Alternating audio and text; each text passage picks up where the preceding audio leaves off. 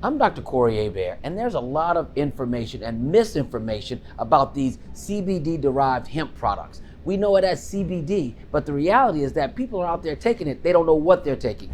So I'm here with the CEO of Oscity, Ray French, and he's gonna let us know what the real deal is behind this company and what they're doing different when you talk about CBD and hemp products. Thank you. Let me show you around. Our practices start at the farm, and we have some world-class genetics. We have regenerative farming practices, and we process everything that we grow and then bring it here to the facility.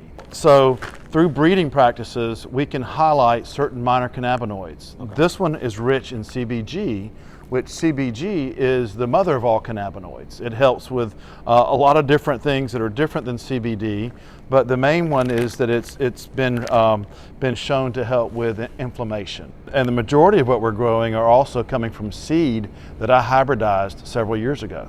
All right, so you're going from the seed all the way to the shelf wherever you're gonna buy this. Correct. And this machine is what's called a jacketed reactor. It converts CBDA to CBD. And it also, as the moisture comes out, it creates steam. And that steam is captured over here in the cold trap, where we actually bring out the terpenes. And the terpenes are the smell and taste and flavor of whatever we have in the reactor. Well, let me tell you, we're in the bowels of this thing right now. So I'm with Mr. Christopher Whaley, the Vice President of Operations. And this is where it goes down. It is. I mean, this is the extraction process, right? Yes, sir. So what we have back here are supercritical CO2 extractors. Oscity uses CO2, which is a very clean form of extraction. We basically pressurize and heat up supercritical CO2, and then we drop off the cannabinoids and fats and lipids. We basically strip them right off the flower and drop them in these smaller containers on the right-hand side there. Okay. Our distillate that we're making is about 95% total cannabinoids, and an industry standard would maybe low 80s or mid 80s or high 80s. So what we're getting here to use as a raw material allows us to have incredibly consistent, incredibly effective products. Once we have removed all of the terpenes and all the other impurities that we're not trying to distill inside this machine, this is the final product that we'll end up with. And you can see it's crystallizing. It does not flow. It's incredibly pure. We're showing about 95% total cannabinoids in our distillate, which is amazing for the industry. It's one of the tops.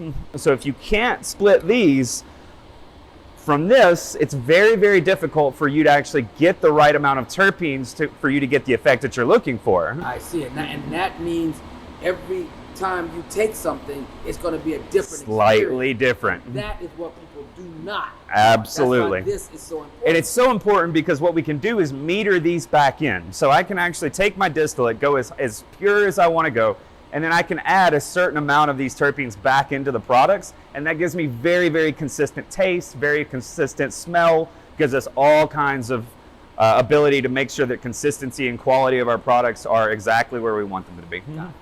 So what we're actually doing here is taking those distillates that I showed you a minute ago, we're going to emulsify them in a solvent, we're going to turn them back into a liquid. That stuff, that was the gold stuff. Yeah, Okay. We're going to run it through this column. This is an analytical column. All the cannabinoids that are in there run at slightly different speeds. So the ones that come off fastest, we'll turn and send them over into this column. The ones that are kind of medium speed will come over and we'll send them to this column.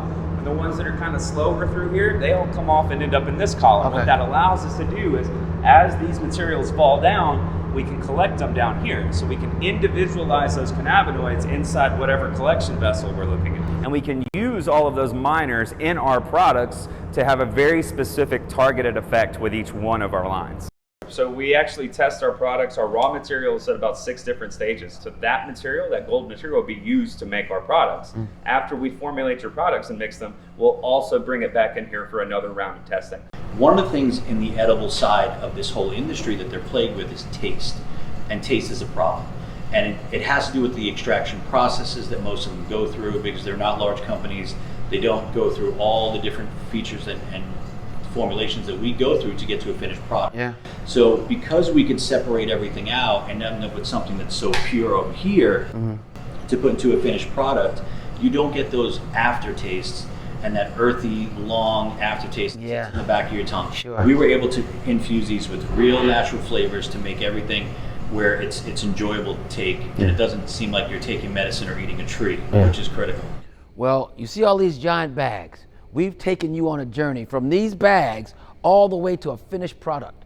These guys at Oscity are doing it and doing it right. Verifiable, pure, and simple. Now, I'm going to be looking at all this stuff a little bit more closely because in this land of CBD and all these things you hear on the internet, these folks are making products that you can actually trust. So when you start looking out there and seeing what you want to do, Oscity needs to be at the top of your list.